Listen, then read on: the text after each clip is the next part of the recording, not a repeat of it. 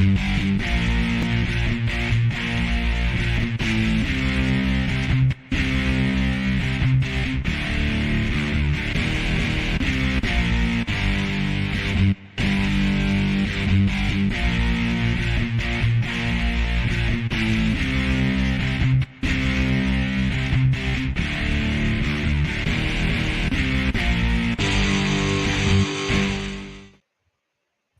hi. Good evening. Good evening. I know, Ed. Carmen. You live for me to talk shit to you, buddy. And that's okay. That's what I appreciates about you.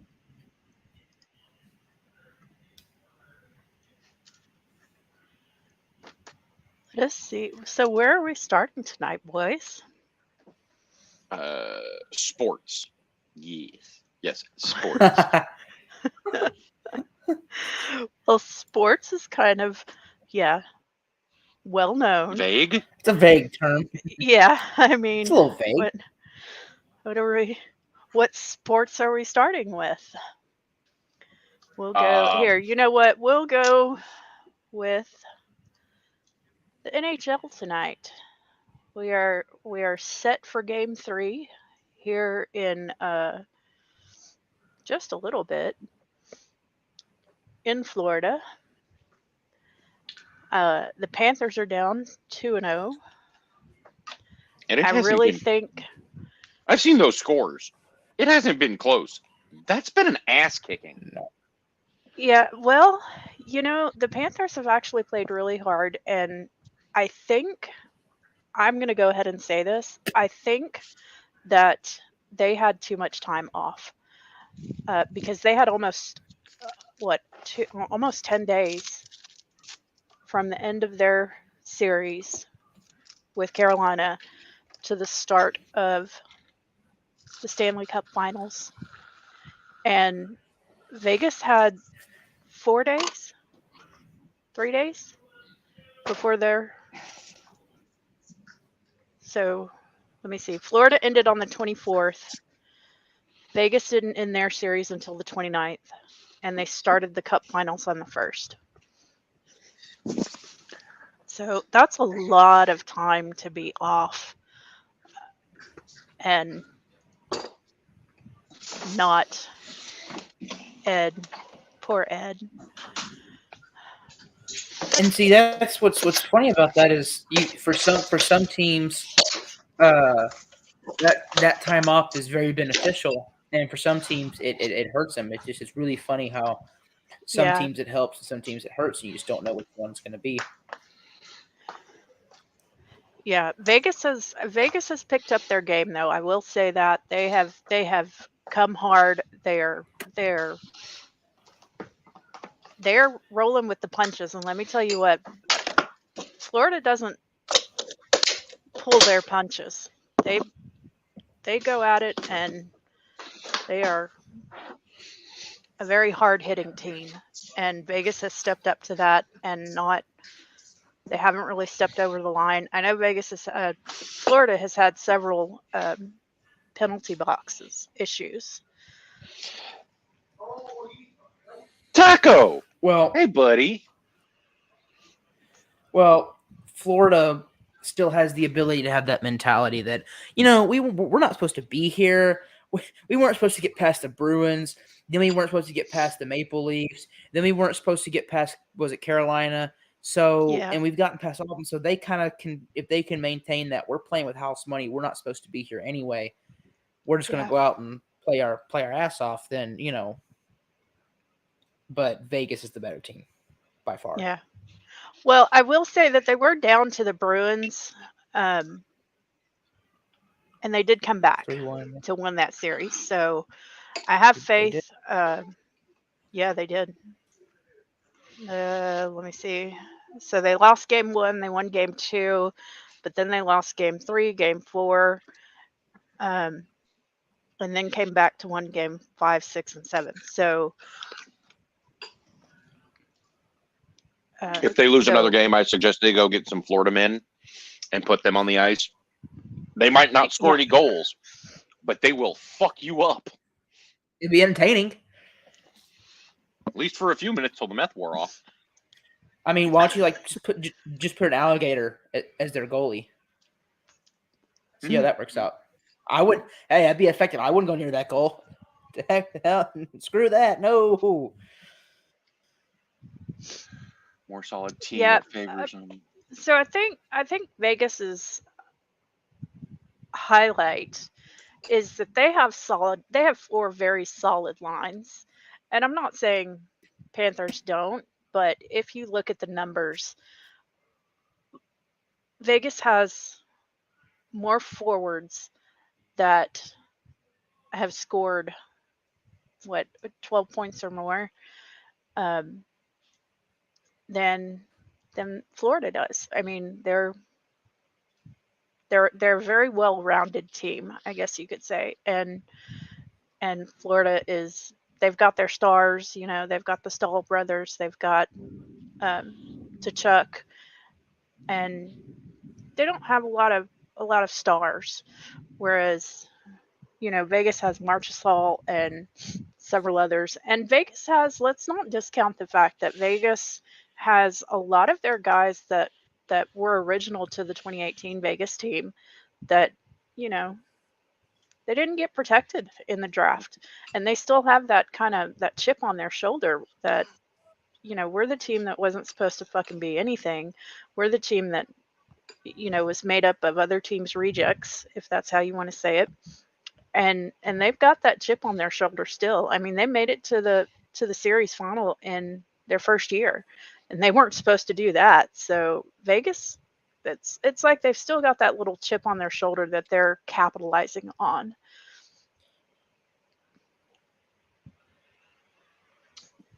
Taco, I have to apologize, but I did not know you were a sports fan.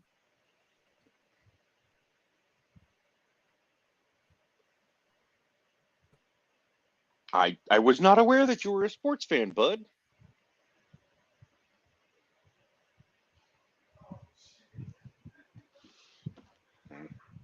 Yeah. As we all know, I don't.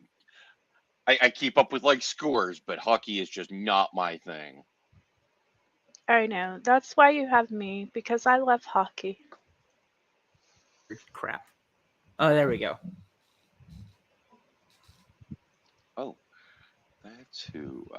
Where is he? Where is he? Sorry, I'm going through messages.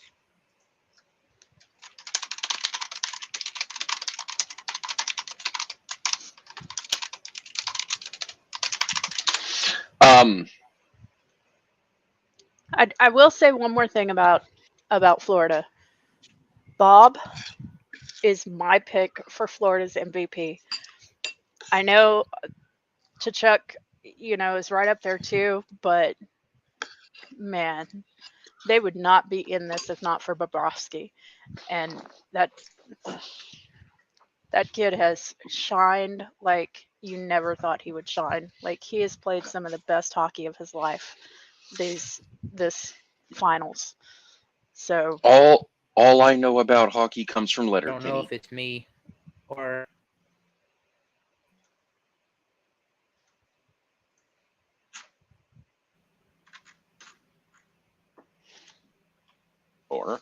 you stop mid-sentence. don't do that. Brady, buddy. yeah. Did we lose Me? him? Yeah, you. You stop mid. You- Yeah, Can you you hear stop me? mid-sentence. Mm-hmm. No, I was saying I don't know if it's gone quiet, but like there's like these little spots where I can't hear y'all. Like it's just like my audio just like stops. Might want to check your mic. Internet. We can keep going. Yeah. I did. We'll see. Really? Taco used to play hockey as a goalie. Look at that. I was not aware. Taco, what is your opinion on Bobrovsky, Taco? Yes, he is starting in net tonight. I wonder, though, if they should pull him and have what's his name start.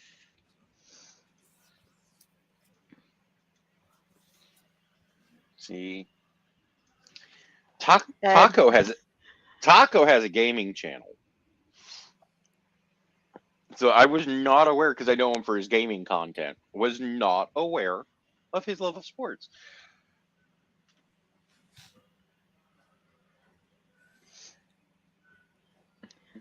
Well, people, Oh. most people wouldn't think that I'm a sports fan, and I am.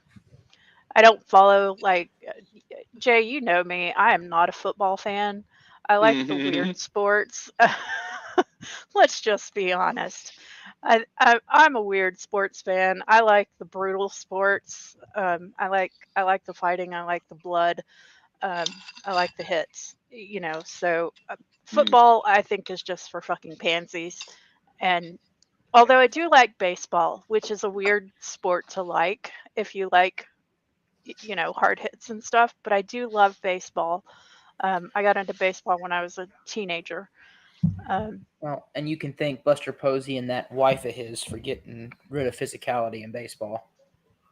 Just they Buster Posey him and his wife pissed me off because he used piss poor technique and he broke his leg and it's his own damn fault, and then they got rid of hitting the catcher because him and his wife complained. And I hate it. Who was it? One of the people that I co-host another show with, Witch of Hearts, is also a huge hockey fan. she is. Hey, Taco, you say that, but if you are familiar with Hezekiah from Fodder Follies, he and I have been in talks about working out a schedule to do a wrestling show. Because I have also a huge fan of WWE. AEW's all right. I've tried to get back into WWE. AEW, it's just I don't have enough time. Yeah, there is too much of it right now, which is a good problem to have. What happened to that Florida player that got plowed last game? Florida, what, Ed? Narrow down a sport for me.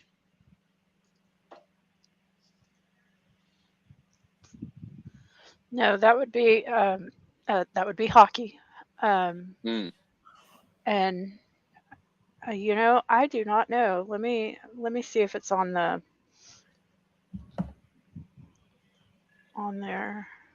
thing. Oh, good night.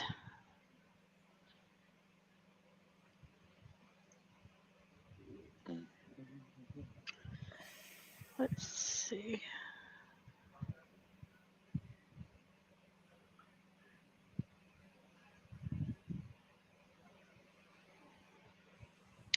I've not seen that any of the players. Yeah, I haven't seen that any of the players got pulled. So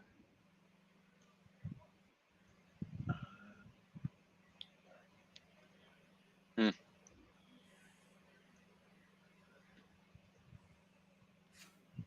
let me see.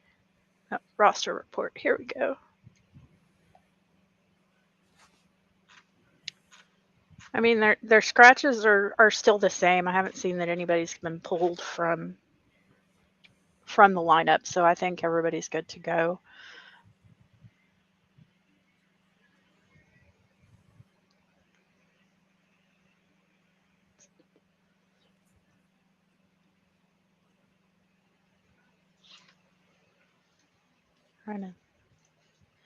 Do we have any more hockey news? No, they just started the game, so um, Florida has already scored. Uh, Forsling scored unassisted 4 minutes into the game with a wrist shot. That didn't take long. No. Um, and I think what kind of helps them tonight is that they are back in Florida. So, and I'm just going to say this because I've watched a lot of the Vegas games that have been played in Vegas, and that those people in Vegas are like unreal. They remind me, Jay, I don't know, you probably didn't watch, but if you've ever watched like NHL highlights, like the top 10 lists and stuff, Yeah. they remind me of the Bruins fans from back in like the 70s and 80s when they were just like nightmare. Like teams coming in when they were in the bowl, literally these bowls were, I mean, it was like a huge bowl and the fans were all on top of you. And it was so loud in there that you couldn't do anything. You couldn't think of anything. And I've watched the game reports from their, from whatever area they're playing, they're broadcasting from inside the arena. And you can barely hear, Gretzky and the other commentators because the fans are so loud and ridiculous. So Vegas has really embraced having a hockey team and having a major sports team there. I think it's just one more thing that maybe the desert, but those people love sports. So, and they've embraced hockey. So good on them.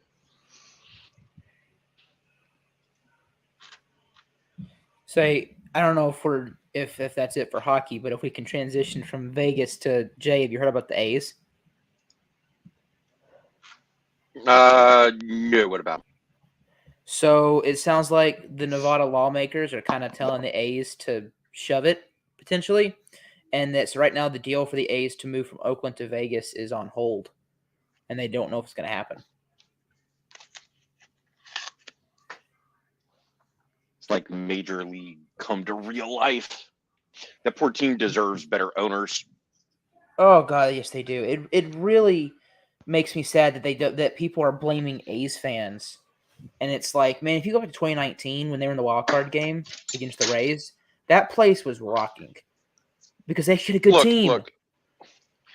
Yeah, but you know what? The Rangers have been garbage for the last 6 seasons and still continually set records for attendance.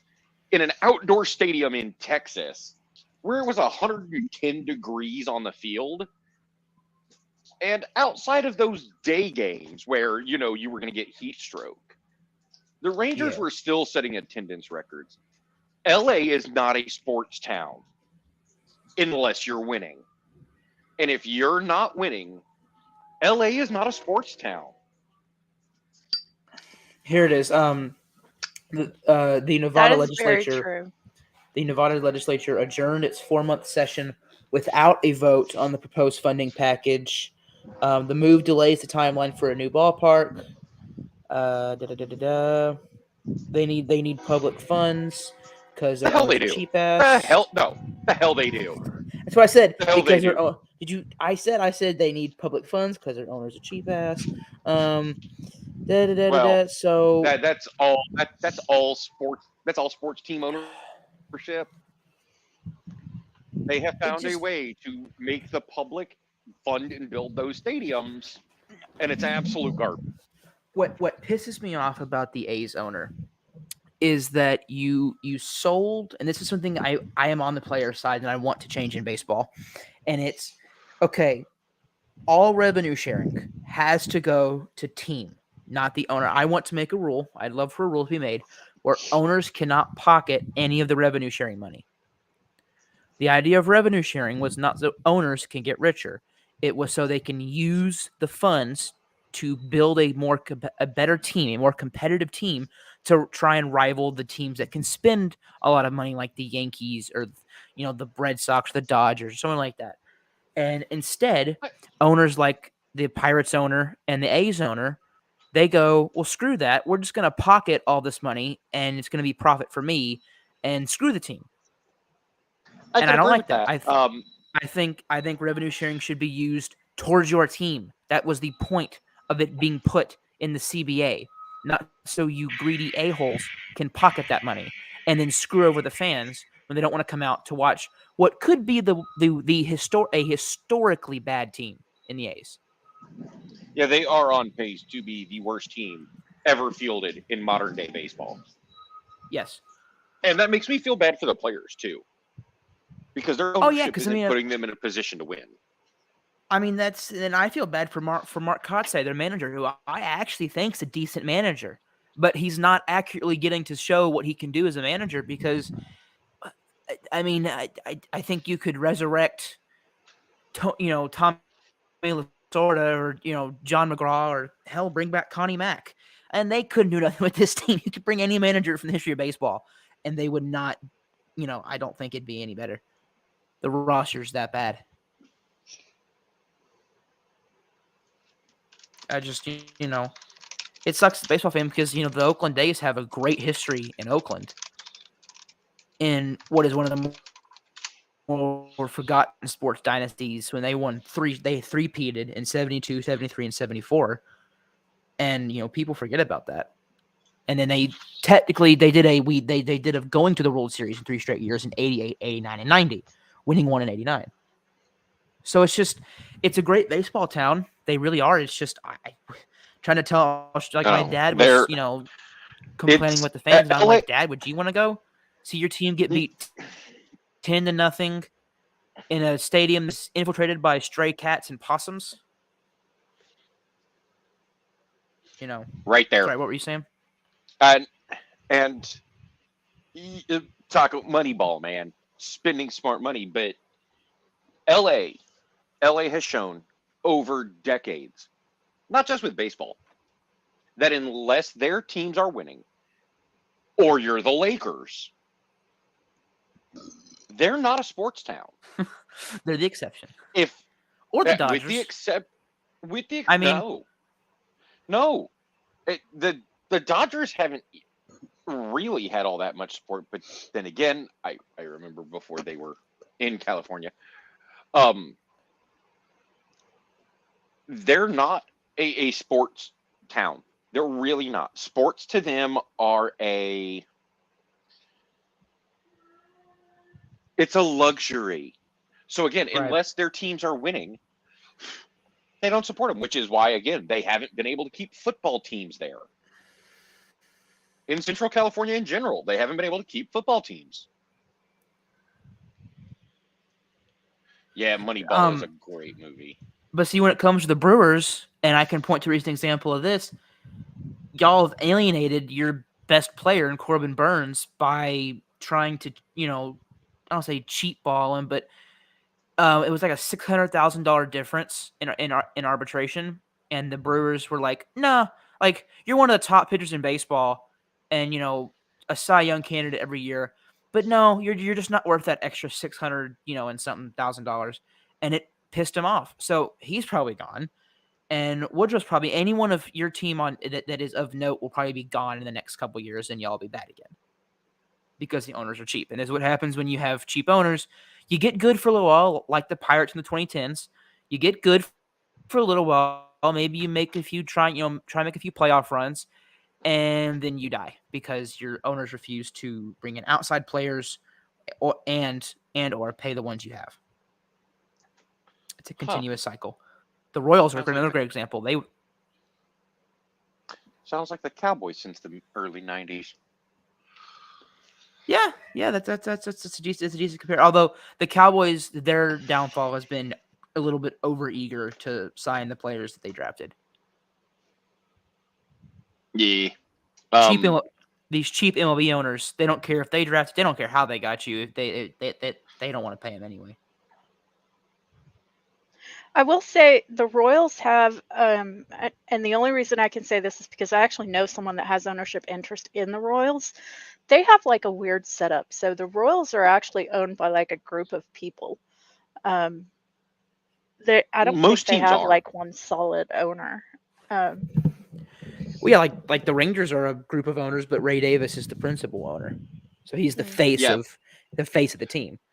As the values of the teams have skyrocketed over the last 20 years, you don't get single owners anymore. They're all groups of owners. There will be like one principal owner. Now you still have some like the Cowboys, which are pretty much. I don't know if they have a lot of. I don't think they do, or do they? And I just don't know about it. No. Nope. That is all Jerry. That's what I figured. I figured it was all in the Jones family, But but they're more of a exception to the rule. Very few of those teams are like that anymore. But I yeah, mean, like the Magic Johnson is a part owner of a team. he has 3. I don't know if he Yeah. sold his ownership in the Dodgers, but I know he had ownership in the Dodgers. Now I think he has. If the Commander sale goes through, I think he'll have. I think he has small ownership stake in that team. I think he's part of that group, and then I think he is a part owner of the Lakers too. I could have sworn he was. Drew Carey owns part of a minor league soccer team. Nelly owns a minority stake in the Charlotte Bobcats. So does Jordan. I mean, Justin Timberlake is a minority owner of the Grizzlies. Serena Williams is a minority owner of the Dolphins. Tom Brady now Yeah. is a part owner of the Raiders. And full-time owner of the Dolphins. And Jets. Just the AFC East. And Taco's right, though. Early on in the season, you'll get maybe 15, 20 teams that are possibly contenders, and everyone else turns into a fire sale. Well, that's why. Yeah, that's why you're not seeing any trades right now. Even teams like the Royals, but like take the White Sox, for example. They've got 2 bullpen pieces in Joe Kelly and Liam Hendricks, and you can add in Kendall Graveman into that mix. All 3 could be traded, but they still want to believe that they're in contention, so they're not going to make a trade right now. But I have a feeling that at least one of those 3 guys, if not 2, maybe all 3, will be traded by July 31st. I mean, there's still plenty of baseball to play between now and then. Well, yeah. And like Taco, yeah, all of your pitchers have shoulder injuries. It's really eerie. All of them have shoulder injuries. I mean, and Taco, we're Rangers fans. We're Rangers fans. I came into this season with very low expectations. I didn't expect us to be as bad as we were predicted to be. I absolutely did not expect the best start in team history. I don't know what you had as like regular season. Through 60 games, I said maybe 85 wins. See, I had us at 86. And I want to say that my other show that I said I wouldn't be surprised if they have like a season like the Mariners did last year where they win 90, 92, but I see us in the mid upper 80s. And well, I don't feel too bad because nobody predicted this. Although I did predict the Angels not being ahead of us. I was so adamant, and I feel it's so nice to be right when you have a sports take, because there were several baseball analysts that were, well, I think the Angels are going to be better than the Rangers this year, and it's not even freaking close. And I'm just laughing because I was the one on my other show just like practically screaming into the mic in a way, that the Angels are not better than us. People look at the first 4 names on their roster and go, well, yeah, then they're the best. And it's no, they have absolutely zero depth. Nobody behind Trout, Ohtani, Rendon. No pitching, very little bullpen. I don't think their manager. I don't think Nevin's all that good. It's just a bad team. They would probably be top 3 worst teams if it was not for Trout and Ohtani. And I think Ohtani's gone in the next year. Oh God, yes. Yeah,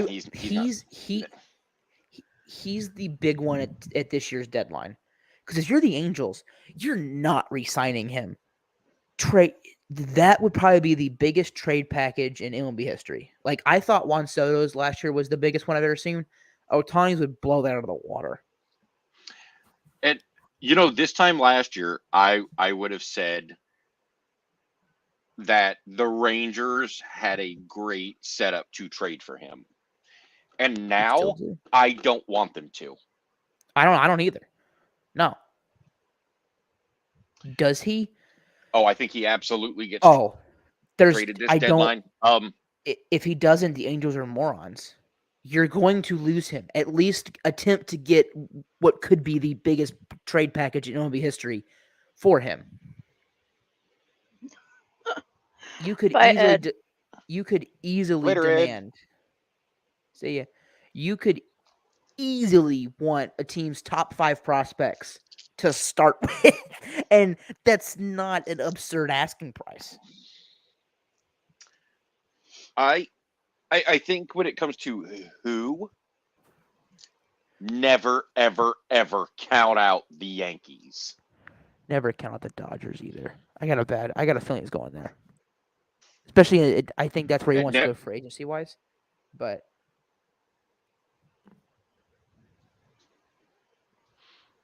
although Jay, and I've heard this from, it's hard to say. I heard from I don't remember who it was, and he was like, you know who would be the sneaky team to trade for him at the deadline, because they wouldn't pay him. But if you added, and that'd be the Rays. They've got the farm system. They always have the farm system. But if Tampa Bay, they have the farm system to trade for Ohtani. If they trade for him, they immediately become the World Series favorite, in my opinion. Just adding Ohtani, that's how good he is and how much he does for a team that's already winning. But I think the Yankees would definitely just say, here's our top 15 prospects. Give us Ohtani. I could see the. Yeah. I could see the Cubs. I could see the Cubs. I don't as much. Just because, unless you're guaranteed that he's going to stay, I mean, let's face it, the Cubs are probably not going to be a playoff team this year. Right now they're 6 games out of the wild card. It's just, unless they have a big turnaround, I don't see the Cubs, because you still have the Padres, the Phillies, the Mets, you have several teams that are pretty darn good. And the Reds are adding a lot of their young talent to the majors now. I don't see the Cubs, and I just don't think it makes sense to trade for a half season of Ohtani when you're probably not going to compete anyway. I think the only way. I mean, if you're looking at that trade package, you have to have some guarantee he's going to stay. You have to. You have to. That or they're just going to let him sit. I feel bad for Trout. That man has had a great career. He's going to be a first ballot Hall of Famer, the greatest player of my generation. And yet he'll probably end his career with 1 playoff series. And it was early in his career. And they did nothing. They got swept. It hurts as a baseball fan, because you want to see the best in the playoffs. And Trout is, I just don't see a pathway in the next 2 or 3 years. Maybe if they have young pitching that comes up, but no one right now that just excites me. So I do. I feel very bad for Trout, because he signed that long contract, and now unless they trade him, he'll be stuck in Anaheim forever, and he'll never win a ring. We've seen that happen. I mean, that is the thing with team sports, though. One great player doesn't win you a championship. No, you have to have a team. You have to have the whole. You've got to have the depth, because one person can't carry a team. The only sport where that's anyway somewhat possible would be basketball, and even then, no one team, one player team. The only time that I can recall was LeBron's first finals run as a Cav, when he had nobody. I think Mo Williams was on that team. That was his co-star, Mo Williams. So that's the only, and even then they got completely shellacked by the Spurs, because, well, as you said, one man can't win a championship. That's the only time I think I've seen a one-man team go to a championship, though. Yeah. I mean, for the most part, basketball would be basketball would be the easiest Of the sport big ones, yeah. because Still not going to happen. It's yeah, just because it's you only easier. have yeah, I mean you have 5 players on a team or on the court at any given time. But like with baseball, you need multiple components, and then football. I think football is the most difficult because it doesn't matter what quarterback you have. If there's no one to block for him, you're screwed. No one to catch the ball, you're screwed. No one to play defense, you're screwed. It doesn't matter. It's to me, football probably is the ultimate team game. Brewers have paid twice at the deadline. CC and Grinky, deep farm system, now or never to win. I doubt Yeah, it's an outside shot. they made runs with it. They had y'all had some really good teams there in the late 2000s, early 2010s. Trying to remember, you had like guys like Randy Wolf, obviously Brian Braun, Corey Hart, Prince Fielder. Those are the only guys that come straight to my mind. I miss Prince Fielder. Man, he was a fun player. He really was. And him and Bartolo Colon were the guys that fat proved, boy hey, you ain't got to Bartolo. be in shape to play. Hey, have you ever Hey. seen that guy work out? He was a workout freak. Do not forget fat Like, boy his workouts Matt were- Bush. Oh yeah, Matt Bush is on the Brewers now. Wait, he's actually still in the MLB? Really? Yeah, we traded him last year. We actually got a decent prospect for him. I didn't even realize he was still in the league. Yeah, he was the first overall pick the year I was born. It's pretty funny. He's a really interesting story, Bush. Yeah, you guys got him from us at the deadline last year. We got Mark Matthias, who had a crazy September with us last year, and then actually our number 16th ranked prospect Antoine Kelly is who we got, and he's actually he's had some struggles, but potential prospect. Bush isn't a bad pitcher. He just gives up too much. He sometimes gives up too much hard contact. That's his problem. Yeah. Taco, we had that problem here too, buddy. That's why we got rid of him, is because every time he turned around, he was hurt. Hasn't he had 2 Tommy Johns already? I know he had 1. I think he's had 2. In it was a very short span. He had 2 Tommy Johns, I believe. Speaking of, I was going to say, speaking of Tommy John. Okay. 2, not just 1 player. Kumar. We got 2 players. Yep, in less than what? 2 weeks, we got 2 players done. Look, I'm not panicking with DeGrom getting Tommy John. I think a lot of people in the New York media and Astros fans who, first of all, Astros fans are really funny on Twitter right now because they act like they're not freaking out, but they're completely losing their minds. The fact that we're in first, you can tell. They're kind of like, what? We're not worried. No. It's the Rangers. No, we're not worried. We're not. But it's like you can hear in the tweet that they're a little worried, maybe, slightly. But I'm not. DeGrom. Hey, we knew it going in. We won every game he started, all 6 of them. So to me, if we finish within 6 games, he helped us, But I'm looking for him to give us a potential playoff run next year. The starting lineup is basically isn't on the DL. No, they don't call it the DL anymore. Nope. Yep, that's not politically correct. I'm sorry. That's horrible. It's the injured list. Yes, it's the IL now. You can't call it the disabled list. No, because that's offensive. Apparently, dude, that was one of to me that was more stupid than the Indians going to the Guardians. We can't call it the disabled list anymore. That's dude. It makes me laugh every time I say IL.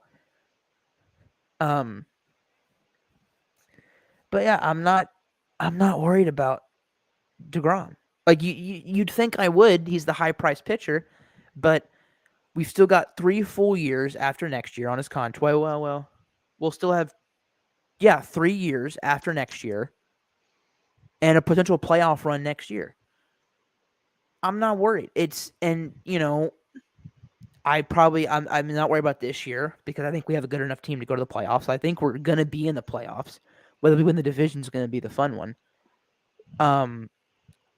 But I'm not freaking out. We've survived this long without him, and he'll be with the team. He has some winning experience. He's been to a World Series, in 2015 with the Mets.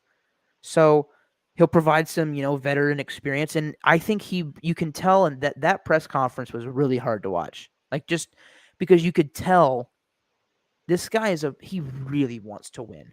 Like, yeah, he's making a bunch of money. That's obviously, you make a lot of money. That's fun. But he really wants to win that ring, and he really wants to be a part of the team that wins one. Okay, I'm just going to say this because we're hopping back over to hockey for a second. That goal was fucked up. He's in the paint. No. Stone was in the paint. It was 4-on-3. Vegas has now tied the score 1-1. But Stone was in the paint, and poor Bobrovsky just couldn't see it.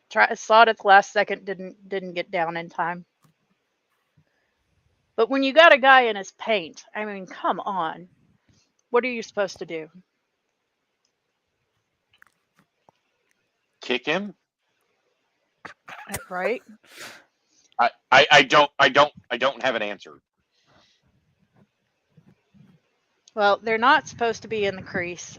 I will say that. That is goalie interference, and they did not call it.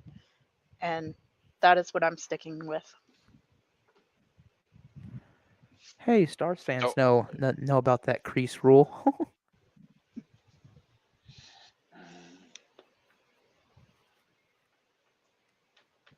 I have to say I am the two big shocks to me in baseball this season have been, again, the Rangers being out to their best start in team history, and Tampa Bay is just, I mean, they're 46-19. They're at almost a 71% win percentage right now. 60 something games into the season. That's insane. Yeah. They're a very complete team. And yet the Rangers still lead the league in run differential by a wide margin. It's really not that close. It's 19 runs at the moment.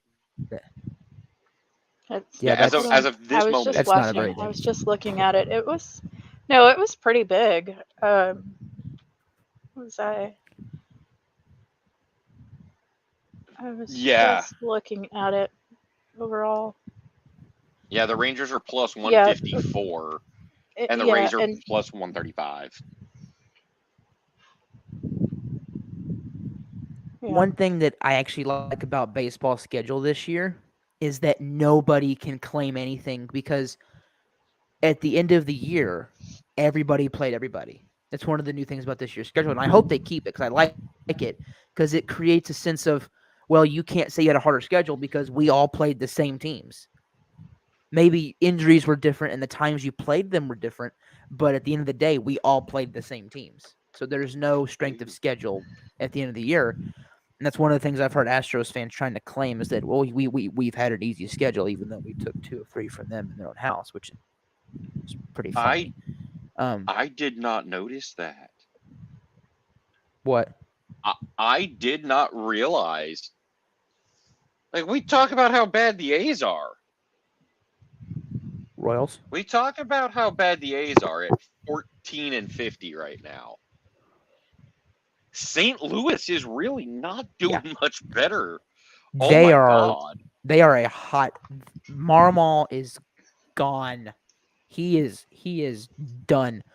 Gonzo. He is see you bye bye. He is fired at some point. I don't think he'll make it to the end of the season. I don't know if he'll make it to the end of the summer. I think he could be fired before the deadline. For the trade So deadline. I mean, like it's one thing you got to keep in mind is just based on my age. I remember watching Cardinals games for one reason and one reason only. Because damn if it wasn't fun to watch Mark McGwire destroy a baseball. yeah, A lot of fun. His batting practices were standing room I only. agree there. To be fair, McGwire is really what made the Cardinals relevant outside of that city.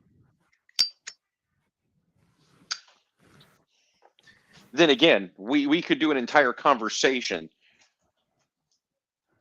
on how Bud Selig should never be allowed around the sport of baseball because of how badly he tainted it by turning his head to the steroid usage he knew was going on and saved the sport. Oh yeah, steroids help save baseball. It did. You know, and he knew it damn did. well it was going on, and he turned his head and went, la la la la la, I see nothing. I'll punish Well, you if I catch you, but I don't see anything. I think a lot of fans, I'm not saying every fan, I'm saying a lot of fans were kind of like, well, something's off because these dudes look like they've been inflated with bicycle pumps, but baseball's fun. Who cares? And now, We of didn't. course, it's What? We Name one you fucking mu- player that has never done drugs. I mean, come on. that's like in. I can no, name we're one not that comes talking to about done mind. drugs Steroids. because Daryl Strawberry was trying to snort the line between home base and first. Oh, and he was getting let's say that he had a female crowd between innings sometimes. he Yeah, was yeah. No, Brady. So I can tell you, when during the height of the steroid usage, I am sure that the average baseball fan probably smelled something fishy. Oh, hell But yeah. but it wasn't the average baseball fan that saved baseball. It was the people like me who really weren't big baseball fans at the time who started to tune in to see Barry Bonds, Mark McGwire, Sammy Sosa, and those three, and even Ken Griffey Jr. at the time, putting up 50 plus home runs a year, and not just hitting home runs. Not just hitting home runs, man. McGwire was destroying the ball, and it got a younger audience in because the game became more exciting. It got a newer audience into baseball. And no, we didn't think they were on steroids. We didn't know any better. We just thought these guys were having a hot year.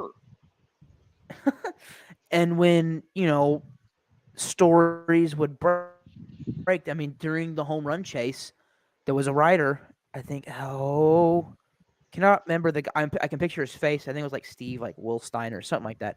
He published a story because he found a drug called androstenedione, which was an over-the-counter steroid. That it was found. He found at McGwire's locker during the '98 home run chase, and he was like, "I found this in his locker, and it, like, shouldn't we be talking about this? He may be cheating." And everybody turned on this reporter.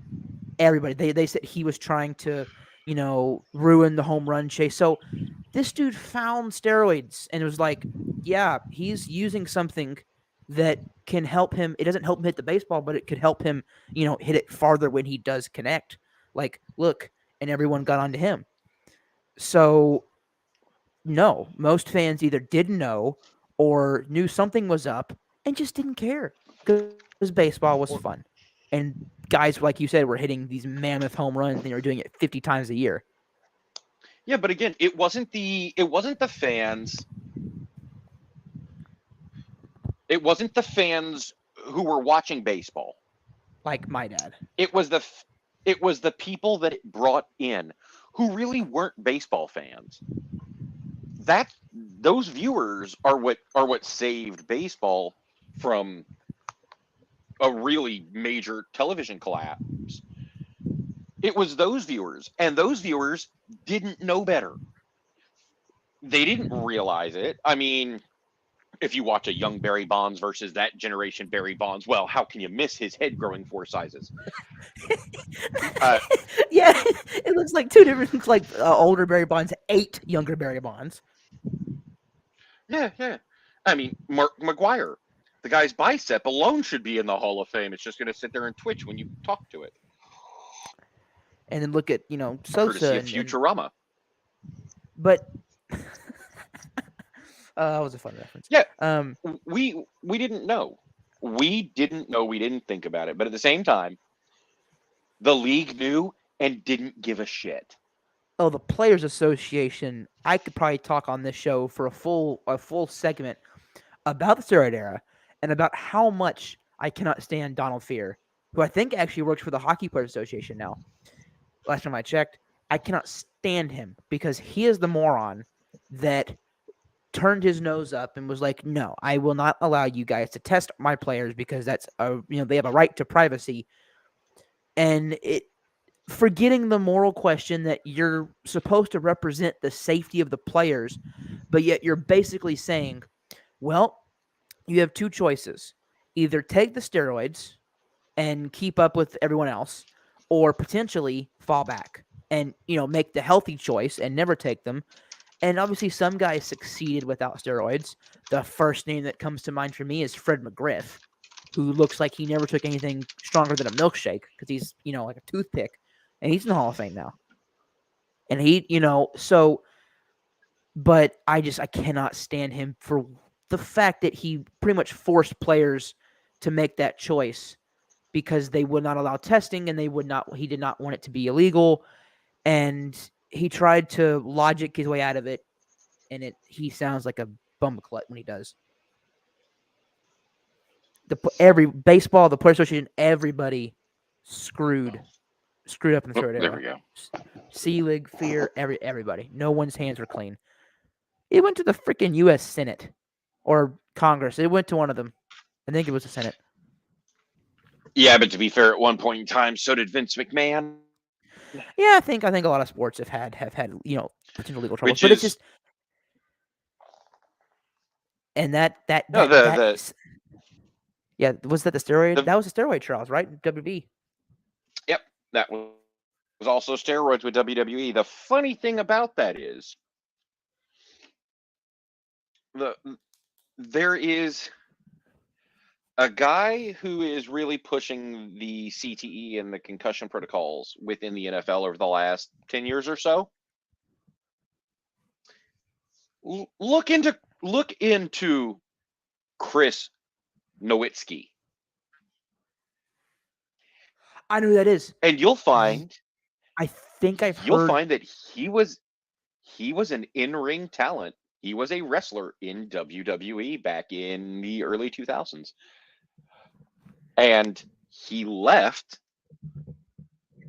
and he actually legitimately has a high-level college degree from an Ivy League school. He's at the center of the NFL's concussion protocols. Yeah, The I helmet think redesigns. He's involved in all of that. I want to say he was the guy that when he heard the Crispin Wall case was like, "Yo, I think he has CTE," and asked his parents, "Can we examine his brain?" And they granted it.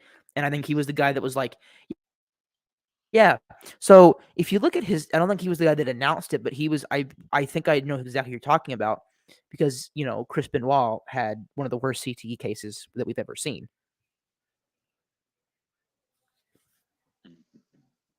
Yeah, and ironically, it was concussions.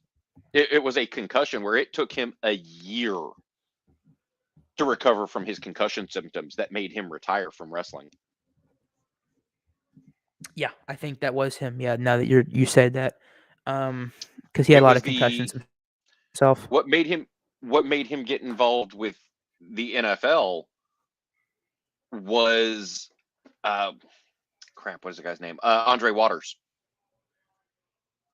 The Yep, Waters it is him, suicide. Chris Nowitzki. That is the guy. That's the guy I'm referring to. Yep, that is him. Mhm. Yep. That he went to Chris Benoit and was like, man, I think this was CTE, not roid rage, and he was proven right.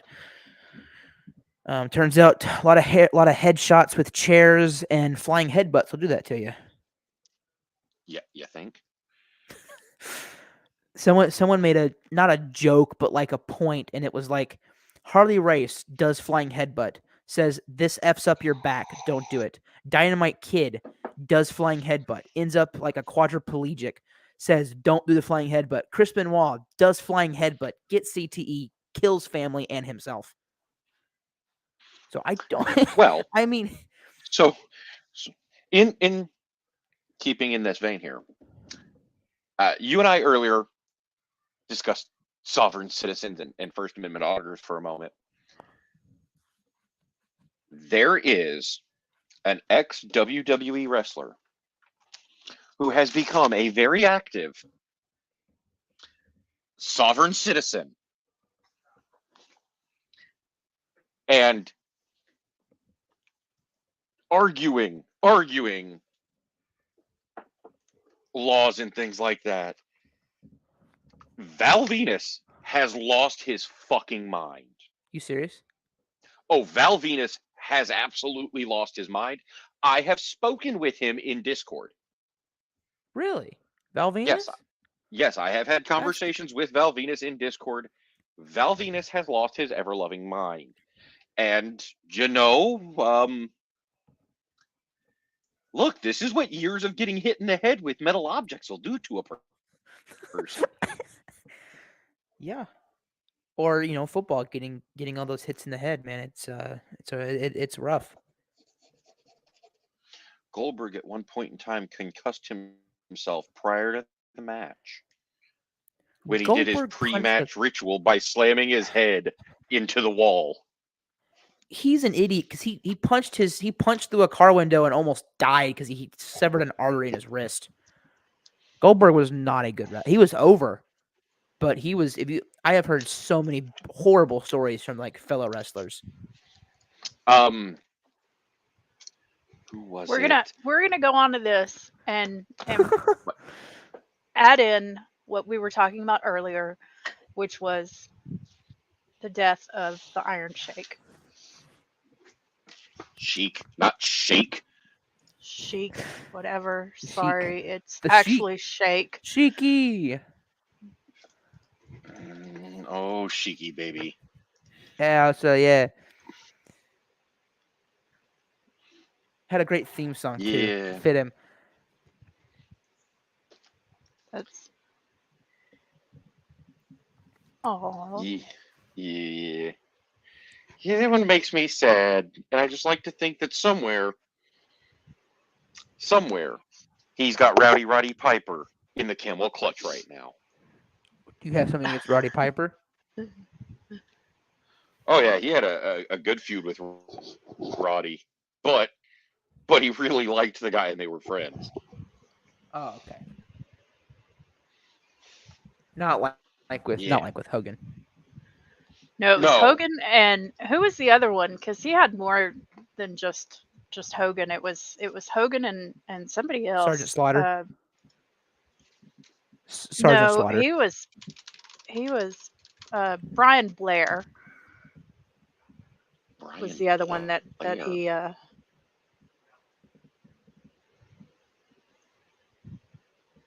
Brian yeah, I don't Blair. remember him. Name doesn't ring a bell. So I know he had a big feud with Sergeant Slaughter. Yeah, but I think that was a fake feud because Sergeant Slaughter loved him. I mean, they were like buddies. Yeah. Him and Slaughter were really. Brian Blair was one half the tag team of the Killer Bees. So I don't know if they had a. Oh, maybe Iron Sheik hated him. I don't know. Jay, maybe you'll be able to provide some context because I don't. Yeah, I don't remember the Killer Bees. Blair that went was around. Blair was the dude who went around claiming that he had managed to get the better of the Sheik in like a legitimate oh wrestling match, and Sheik was like, "The fuck you did." But back then, this was when they were in territories, so that they rarely crossed paths. And the guy was just spreading rumors that at one point in time he had gotten the better of the Sheik and had out wrestled him. And the Sheik, and the dude won a gold medal for Greco-Roman wrestling. No, this professional wrestler did not out wrestle him.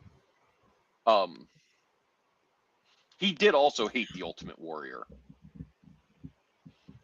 I will say I didn't realize that Iron Sheik when he came to the U.S. Because we were talking about that earlier, that he defected at the uh, I'm not sure what Olympics it Olympics. was. Yeah, he defected in the Olympics that were in Mexico City, and but I didn't realize that he then came and he moved to the U.S. and became the assistant coach of two Olympic squads, 70s and in the 70s. Mm-hmm. So Yep. so he was actually the assistant coach to the U.S. team in the 72 Olympics in Munich, and I didn't realize that. Yep. And it was the 68 Olympics in Mexico City. Yes, where he defected. Mm-hmm. Yep. I mean, So the man had a hell of a career wrestling through the early 70s and into the mid 80s. Mid late 80s. I think he finally retired in like 91, 92. Oh my god. Yeah, but I mean, he wasn't. He was in his 50s at that point because the man was born in the like early 40s. He wasn't really an in-ring talent in his last run. He was a more of a manager and would show up randomly. I mean, he had matches with Sergeant Slaughter, the British Bulldog, Ricky the Dragon Steamboat, Kerry Von Erich, Hacksaw Jim Duggan. No, I was saying, oh my god, because I read something really awful on Twitter. So Colin It's Cowherd. Twitter's. No, I was saying Colin Cowherd is an idiot, basically. That the Celtics should trade Marcus Smart for Chris Paul. Yeah, Cowherd's an idiot. Yeah, Colin Cowherd's a moron. But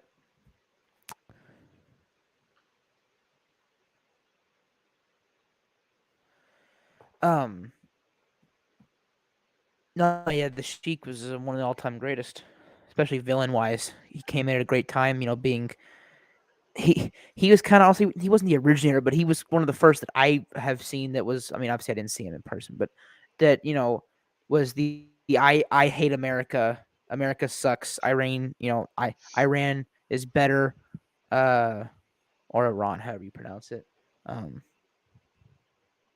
It worked, man. It was a great gimmick. And that's why I liked his feud with Sergeant Slaughter so much, because Slaughter was the all-American, Sheik was the anti-American. Just worked. yeah, it did. They were. God, he was great. And this will always be one of my favorite things here.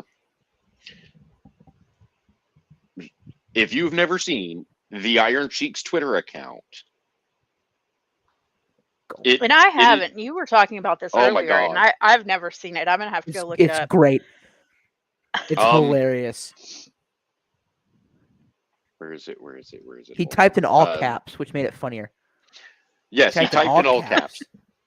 And then he typed just like his character spoke. Yep. What made sense was that he was doing like the voice to text, and it was doing all caps because he was yelling into the mic, because that's how he would do his promos. Mm-hmm. Yes. Like America. 2 days. I have to say his last tweet is not only on brand but just fantastic from him, which was "fuck the wildfires."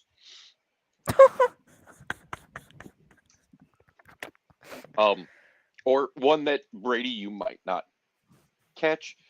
Tara, you should understand is Desperado. Why don't you come to your senses, you dumb son of a bitch? It sounds like it should be a familiar reference, but it's not. It shouldn't be a familiar reference to you. You're not old enough to recognize the Eagles. What show or movie is it from? Yes. It's the band, the Eagles, and their song Desperado. Oh, well, I know the Eagles. Oh, okay. Well, I know the And yes, Eagles. I just didn't know the song Desperado. 3 days ago, just randomly, fuck the Monday. Couple hours later, fuck Hulk Hogan. Yep. Him saying that about Hulk Take a Hogan deep- was a very common occurrence in his Twitter. It was really funny. Take a deep breath. Reflect on how you are a dumb son of a bitch. Yeah. Yeah. He was fantastic. His Twitter account was very on brand for who he is.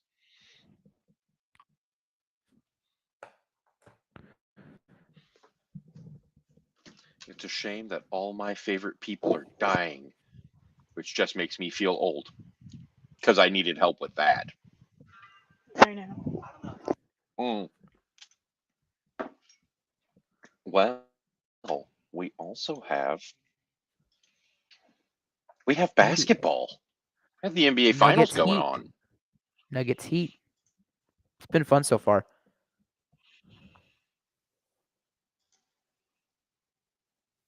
Yeah, where'd it go? I still am taking Nuggets in 6.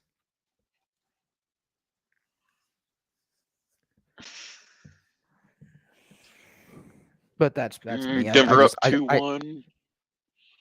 I believe in Jokic. I believe in Joker. I could buy the Nuggets in 6. That's what I think that was my prediction going into the series. That's it. I'm sticking with it. I like the Heat. I think the Heat are gonna, I think the Heat will put up a good fight. I think they're a very complete team, very well coached.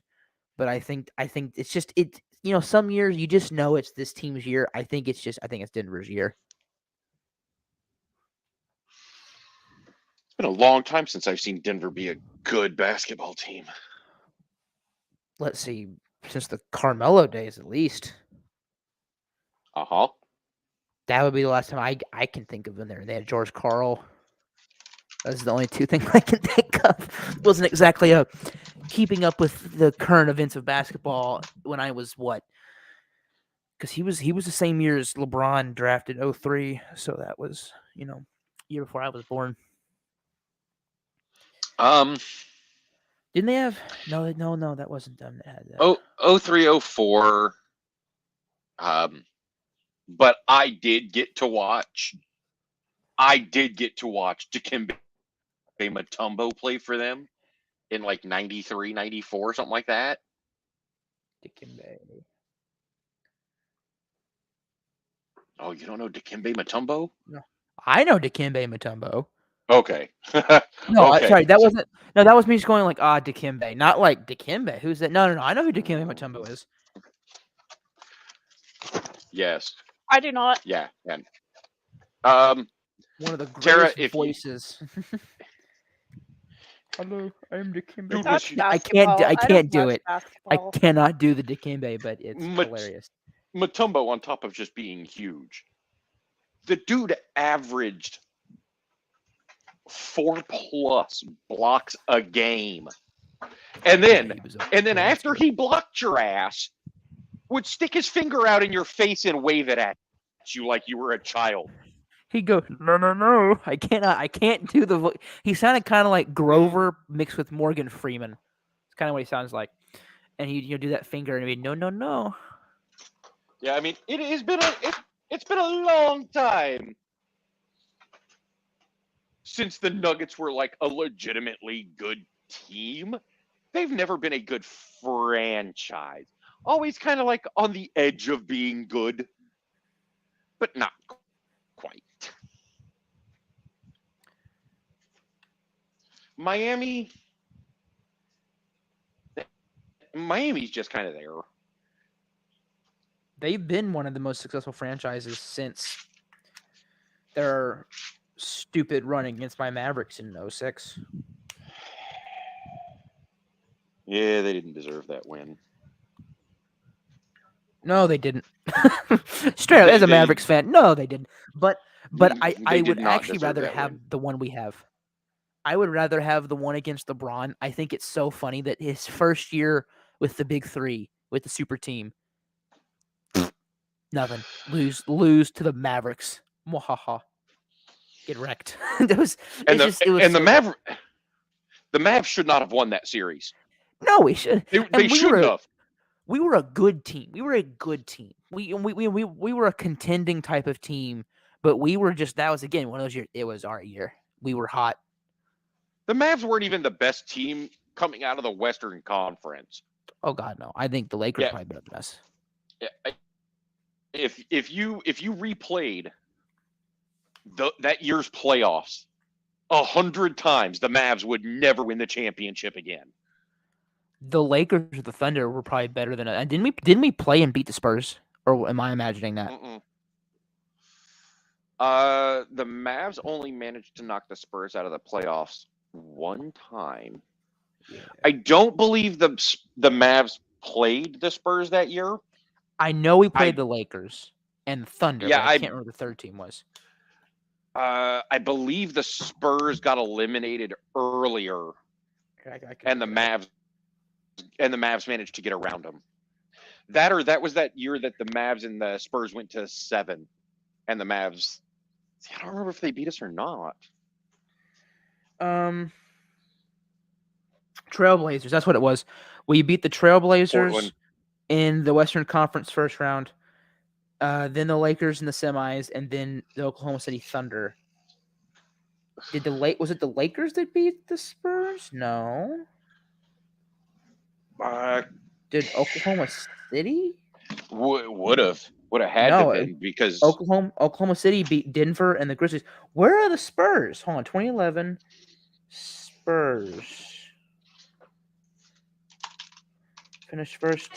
Oh, it was the Grizzlies. Y'all got knocked out in the first round by Memphis. Oh, that was the first time the Spurs had gotten eliminated in the first round. That's right. 2011 playoffs. Yeah, Western Conference first round. Mavericks beat the Blazers. Lakers beat the Hornets. Grizzlies over Spurs. Thunder over Nuggets. Yeah, there's Denver. And that year the Heat, they beat Philadelphia. And they beat Celtics, and then they beat the Bulls. They beat the Derrick Rose, Joakim Noah, Boozer Bulls, and then lost to us. Wahaha. Get wrecked. We're gonna have. Y'all want to have funny story interjections? We're gonna have that tonight. So, the Spawn, the one that you know, Jay, Mm-hmm. the boy Spawn, took the crazy dog to the dollar store. I'll be right back. I can leave for a second. To get something. I don't know what he went to get. Anyway, the boy Spawn leaves the car running with the dog, like you do, runs into the dollar store. The dog locks the car. And that happens to be the only set of keys for that car. So the dog has locked himself in the car, has locked the boy Spawn out, and the Spawn didn't bring his cell phone with him. Brilliant. So he borrows a phone from someone to call Papa Lock to try and get the dog and the keys out of the car. And then the dog rolls the window down. that makes it even better. And So then the boy spawn comes home and he was like, "Your dog," and I'm like, "What?" He said he locked me out of the car. I said, "Well, duh, he can do that." And he said, "But then the window rolls down." And I don't know how it rolled down because I had the windows locked. I'm like, "Yeah, you can lock all the windows, but the main, on the driver's side door, the all the buttons still work, Like the driver's the only one that can roll windows down." He was like, "Well, a window got rolled down and I was able to unlock the car. But now I got to go back to the store and wait for Pop Lock." And I'm like, "Why don't you just call them and tell them that you got into the car and cancel them?" And he was like, "Oh yeah, that's a thing to do." Oh God. Hey, you try being in that situation, okay? The boy spawn was not thinking. I said, where was your phone that you had to borrow somebody else's phone? "The one time I don't take it." I'm like, "No, you never take your phone when you just run to the dollar store." I always take my phone to the dollar store. Uh-huh. Uh-huh. So, yeah, Literally, I have the always most take this intelligent bucket. spawn. And more intelligent than her. That's amazing. Literally the only time. Hey, they How is have to be the good for something, right? what's the score on the Vegas Florida game? We're still tied at 1:14.5 left in the second. Um, we're on a Vegas power play right now, but uh, Florida, we're in the defensive zone. They're just running time down. Hmm. Cleared out of the zone. Yeah, Vegas is Vegas is not. They're still being what they usually are. They're attacking really well. They got to Chuck. I haven't seen Chuck come back. I did see him come back to the bench, but about 15 minutes into the first, he got hit and went straight off the ice. I did see him come back to the bench, but I have not seen him come to play yet. So I'm not sure. I'm not sure what's going on with T'Chuk right now.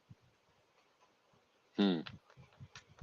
So I think that's kind of fired up Florida a little bit. They're being a little bit more aggressive, which they need to, but they need to settle down and not get stupid penalties.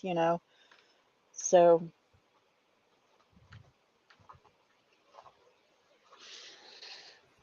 I can.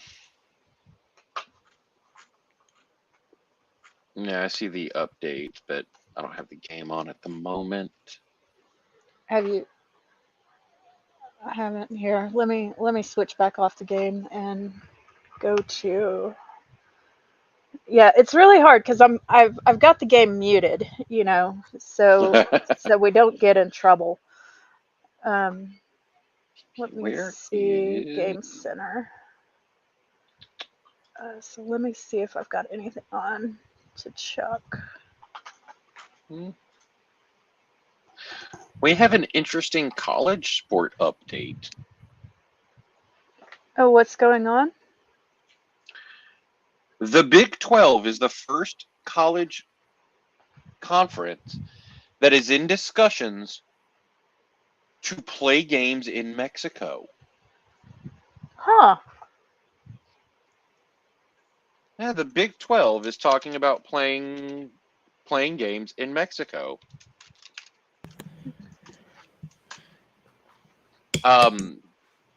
The men's and women the men's and women's basketball teams, they're talking about playing games there as of 2024. Soccer teams will play exhibition against clubs from Mexico and areas down there. And they are talking about adding in a new bowl game in Monterrey starting in 2026.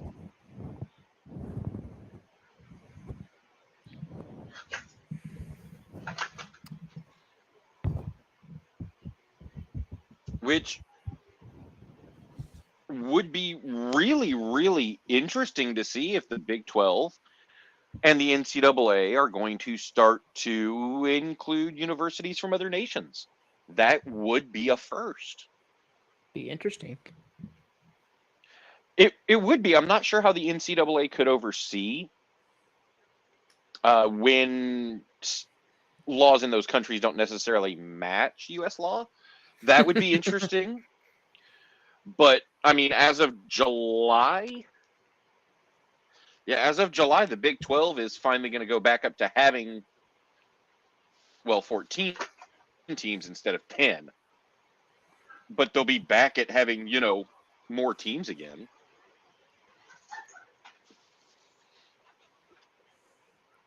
Because let's see, BYU, UCF Central Florida, Cincinnati, and Houston will join the Big 12 later this year. Which, mind you, they'll drop back down to 12 teams next year because OU and UT are leaving to go to the Bitch Boy Conference. I'm sorry, the SEC.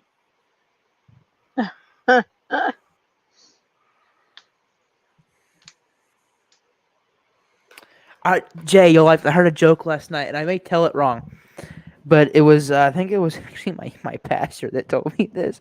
He goes, "Brad, I got a joke for you." He goes, "Voting for Alabama because they're in the SEC is like voting for Satan because he's in the Bible." Yeah, pretty much. Why go for the lesser of two evils? Let's just go all out and just vote for Cthulhu. Yeah.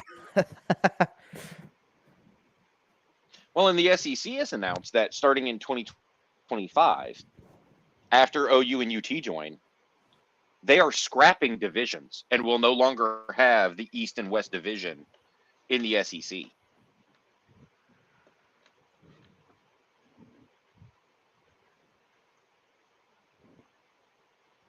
Which will be really interesting to see how you're going to determine. How do you determine a conference champion when you don't play everybody? You don't have the two separate divisions to pick from. It'll be a race to pad your schedule. Yeah. It'll be a race to pad your schedule to determine your ranking.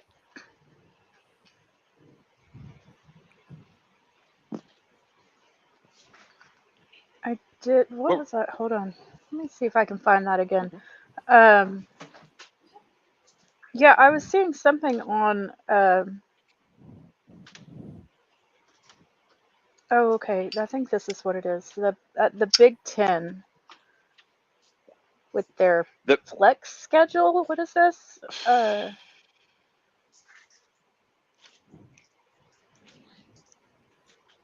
The Big Ten is adding 2 new teams as well. They're poaching 2 teams from the Pac-12. Yes, with USC and UCLA. Yep.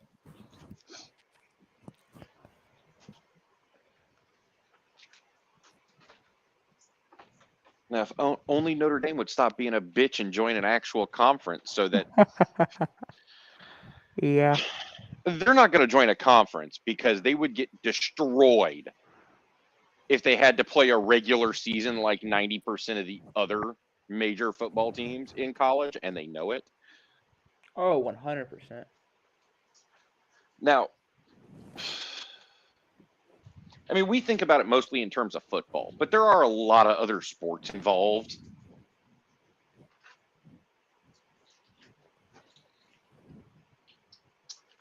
Though the NCAA is expanding their playoffs to add 2 more to 6 or 8. They're going to 6 or 8 teams in the next year or so.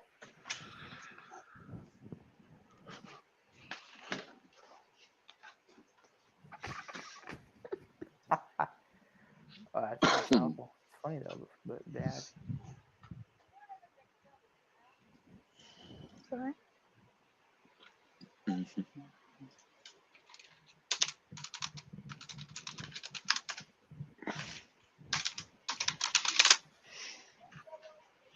Oh yeah, no, it's this year. It's this year. They're expanding to It's going to expand to 12 teams for the 2024 seasons, I believe.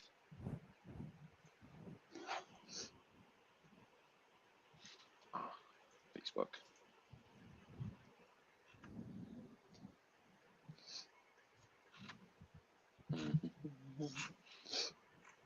Which will make things real interesting.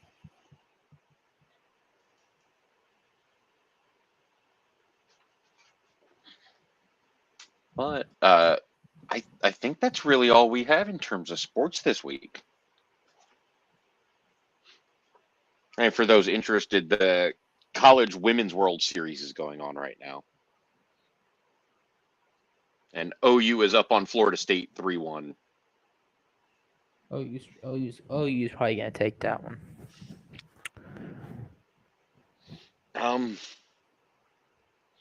It's college women's softball. I'm sure all 16 people watching will be stoked. Oof. I do not understand softball. Why okay, one, girls' hands are not as big as guys. Why the fuck do we need a ball that's 3 times the size of a baseball? and metal bats. Right? And Middle in a field no. and their fields look like wiffle ball fields. Like they're super small. I don't understand. Now I do like college baseball. I've gone to several games, and college ball's great, but softball, I don't get it. I See, don't. Even the Spawn says it. Softball makes no sense. I feel that.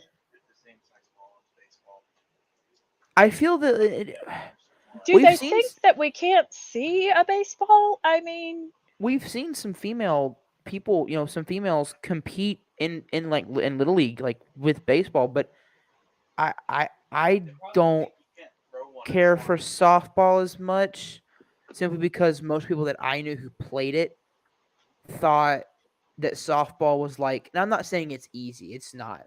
Hitting a baseball / hitting a softball is most. I think hitting is most difficult thing to do in all sports.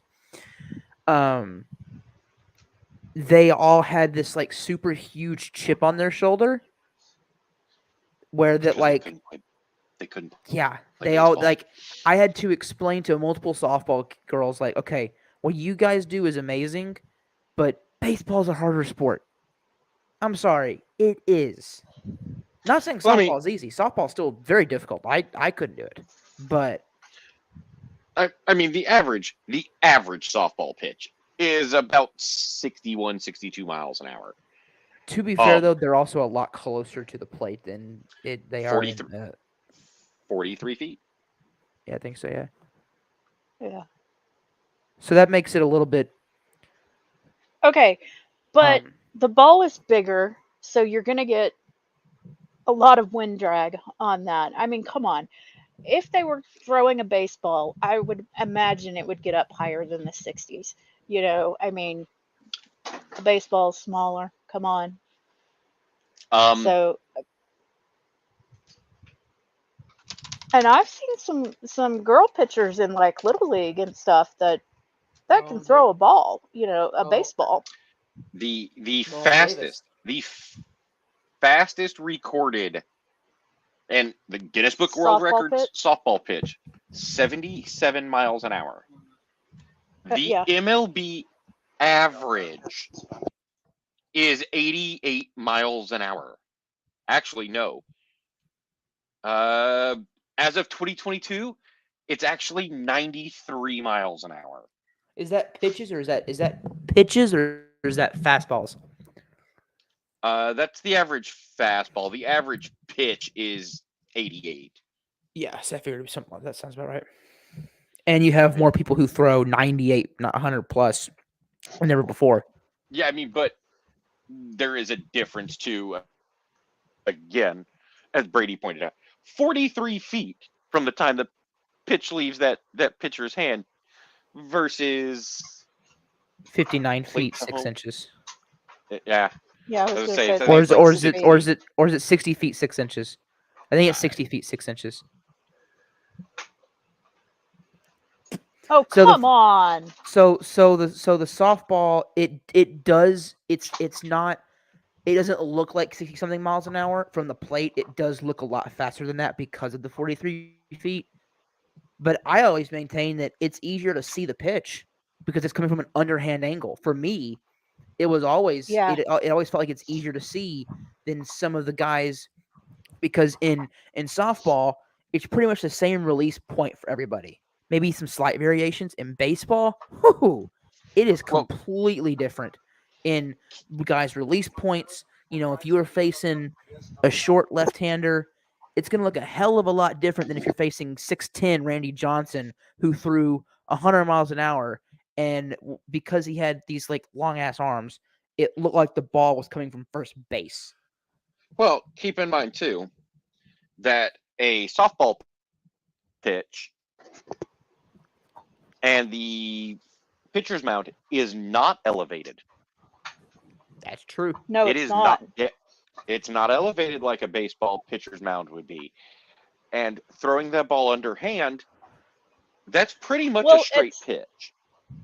yeah, but Unless you the curve it or something like that. so the pitchers, like, they take a step. I mean, they take a big step forward.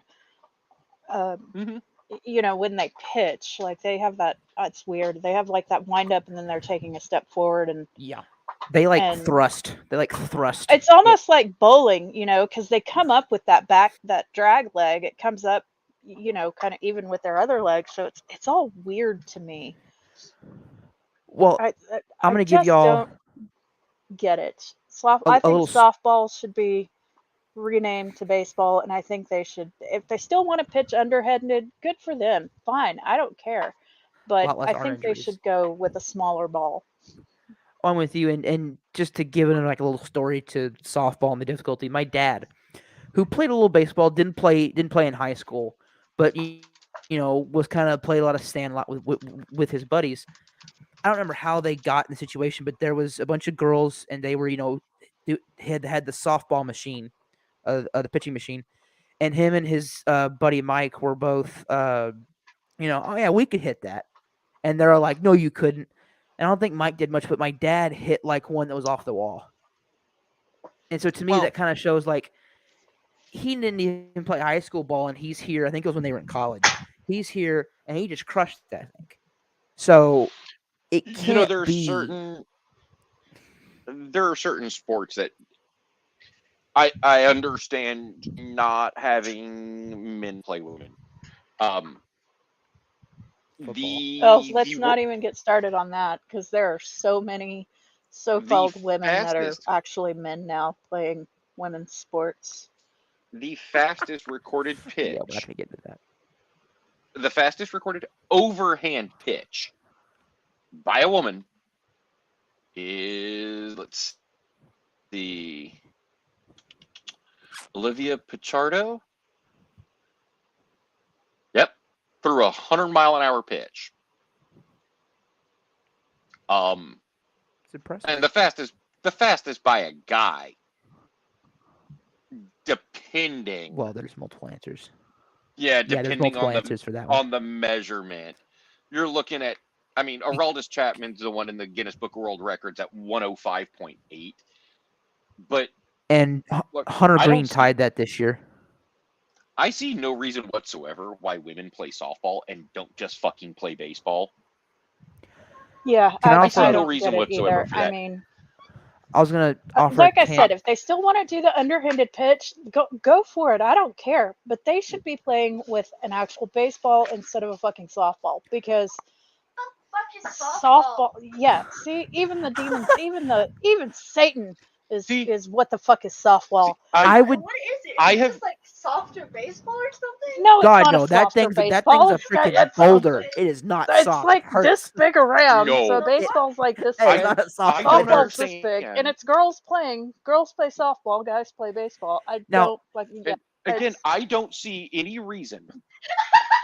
I see no reason whatsoever that women can't march out there on a baseball field and play baseball. They've done None. it I see before. no reason for that. Yeah. in the 40s. Well, in the look at 40s.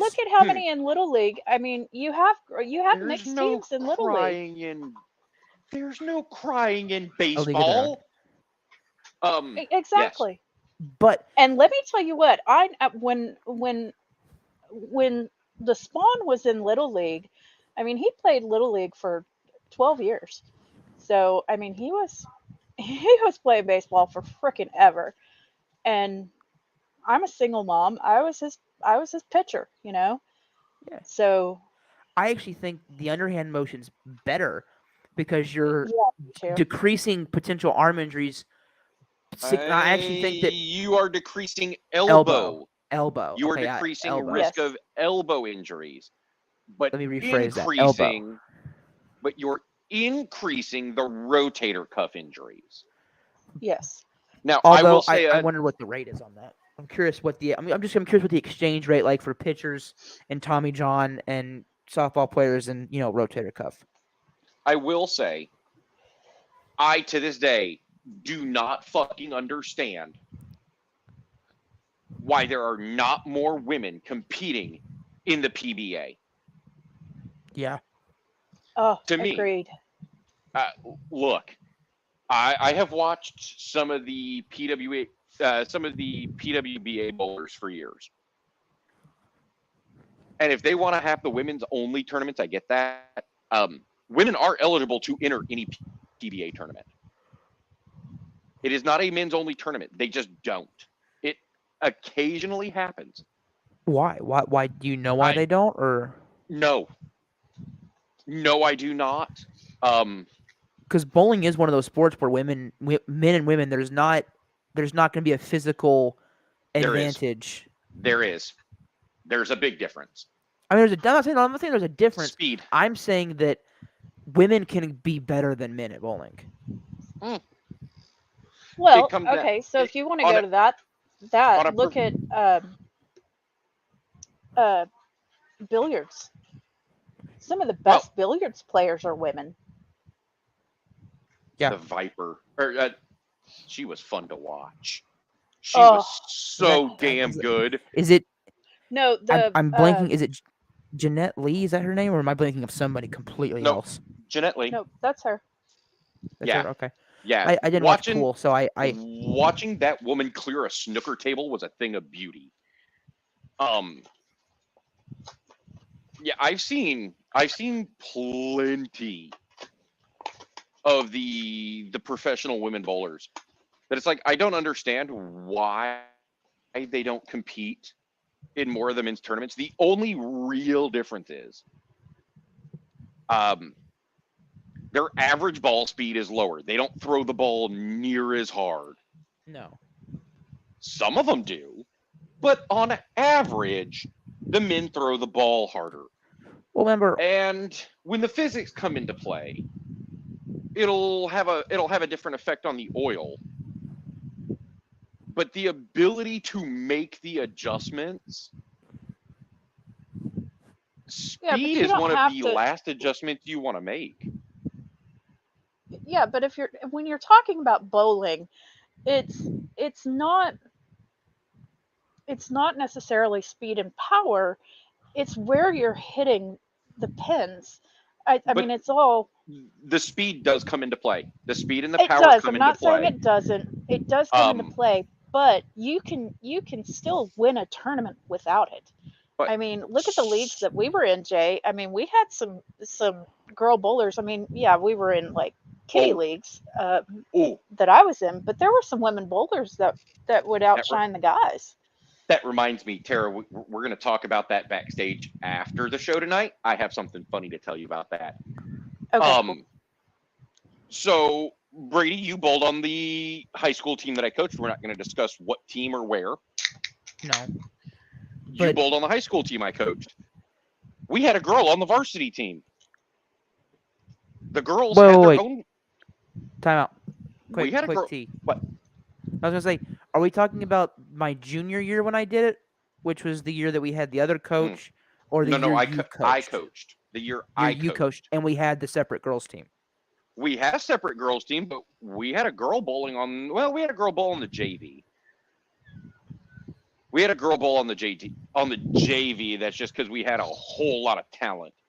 Well, what on I the was saying varsity was team. But in my first year, my junior year, remember we had a girl. She shot harder than most of us, than Yep. all of the guys. Her Yeah. average ball speed was like 19 miles an hour. yeah, that girl She just ripped that thing. she did. Funny enough, she got way better when Yeah, she she did. slowed down and changed to two-handed. She learned how to hook the ball, and she's actually, last I saw, she was 170-ish. Yeah, it's Her all average right. went up quite a bit. Oh wow. Well, I was just saying that because But hold on. Before that, there was a different coach. It would have been your sophomore year. He Wait. left and took his daughter to a larger school with a better bowling program that he didn't have to run to get collegiate attention, because collegiate bowling is not, it is mandatory co-ed. It is mandatory co-ed. Female bowlers are highly recruited by colleges,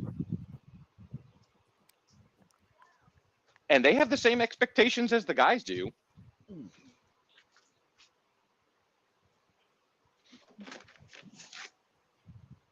Yeah, I don't see any reason why the female bowlers can't and don't compete against the guys more consistently.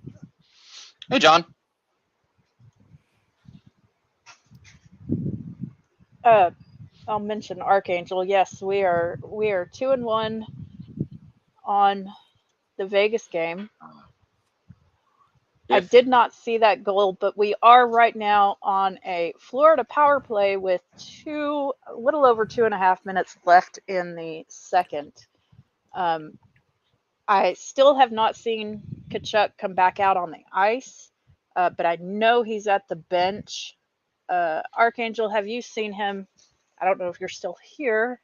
I don't know if you've seen him come out in the game. Let me see. Let me go back to my. well, and Jay, you'll remember this in the state final tournament. You know, we bowled next to, and I'm gonna blank on the name, but it was a Doran PB Hall of Ballard. Famer and her daughter, and she was on varsity. Carolyn Doran Thank you, Ballard. Ballard. Yes. So I remember watching her on TV when I was in high school, and she was competing. So yeah, coaching on the pair next to her was kind of freaking cool as hell for me. I'm sure you And guys I think bowling it was really next cool. to her was awesome. Oh, that was fun, and we beat them. We had a higher pin count than their team. We actually placed higher than they did. Which was really kind of cool. What did we place? Did we place? Hell, I forget what we placed. I Well, think we were at 24th. no, we missed the cut by 2 spots, and it was only the top 10. Or were we like? Were we 16th? That sounds like the number. Something like that. I mean, we were only like, you guys were only maybe 20 pins out, 20, 30 pins out. You guys easily could have made the cut. But yeah, things happen. If a few little things had gone our way, but it was a lot of fun being there. Yep. Yeah, it was. Let's see. Oh, yep, Vegas 2-1. Ooh. Mets have dropped 10 on Atlanta right now. 10-78. Yankees Spencer are Strider had a really bad 3. start. Yankees are up 3-0 on the White Sox in the top of the 9th. Chicago took game 1 of the doubleheader today, 6-5. Yeah.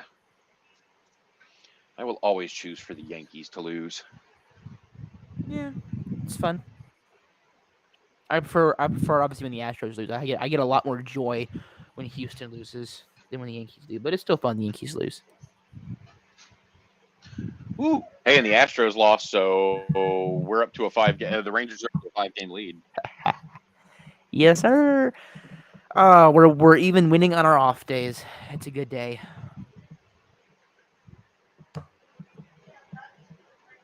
I will take it.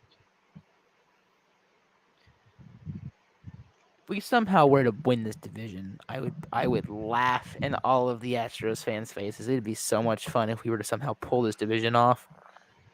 You know, 'Cause- sometimes I think teams after a long period of being garbage, when they start to Yeah. win again, they forgot what that struggle was like to support, a bad team for a number of years. As Rangers fans, we don't have that problem because, well, our team has always sucked. Except for a handful of seasons, and that's it. Yeah, I mean, but again, we've never had a World Series win. And man, the people that are taking the whole Rangers Astros rivalry super seriously are Astros.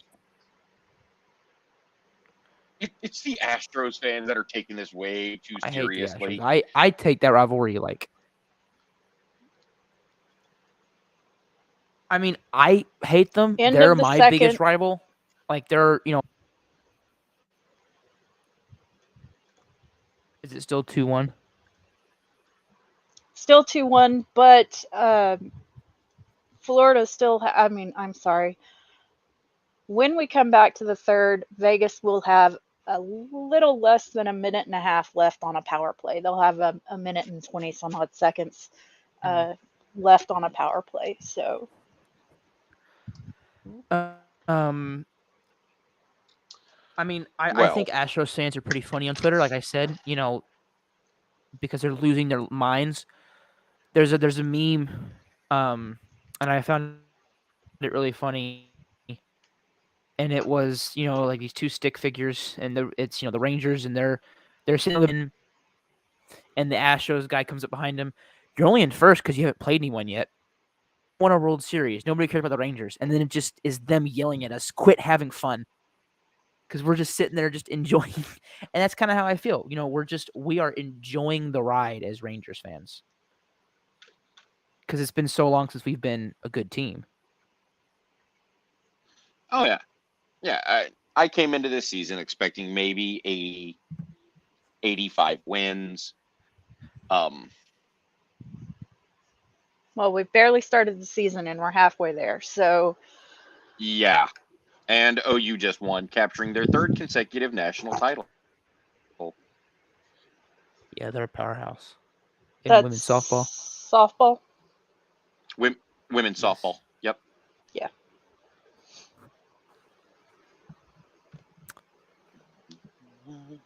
You know what? Let's see.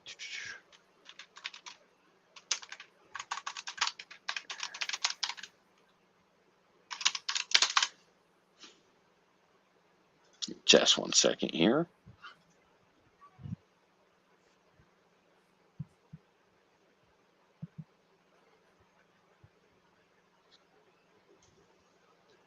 That, I say we're going to call it a night.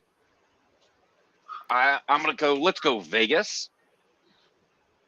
No! Oh, you terrible man, you. I don't care. Neither team has ever won one, so whoever wins, I'm happy. No. I will stop you there. It has been 40 some odd years, but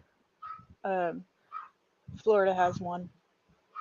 Oh, they did? Okay. Well, then I'm going for Vegas then, because Vegas never won. Well, maybe they didn't win, but I know they've been to the finals before. Hold on. Look, if but my yeah, I Rangers, if my Stars aren't going to win, at least the team that beat them can go ahead and finish it and win. Because I really don't care about either of the teams. And again, I'm for whichever team has never won, and I believe they've both never won one. But if they have, I know Vegas never won one, obviously. Obviously. Now, I know I'm going to get a copyright notice for what I'm about to do. Oh no, you're right. 96 was the last time Florida was in the finals, but they lost to the Avalanche. So, no, they have never won. So they've never won one. They've never won. So then I don't care. So then I don't care. Is this the theme? I love the theme. I love the Iron Sheik's theme. It is. It's So gold. we're gonna go. Gotta We're gonna love go him. out with some tribute to the Iron Sheik. Wait a minute. You won't get I forgot. copyrighted, I don't think. Oh, abso-fucking-lutely. WWE does not play around with their music. Nah, you won't. I got a Nah, copyright you won't. strike for No, playing. no, nobody I will got know. a copyright strike for 8 seconds of Eddie Guerrero's music one day. Jesus. Do-do-do-do-do-do-do-do.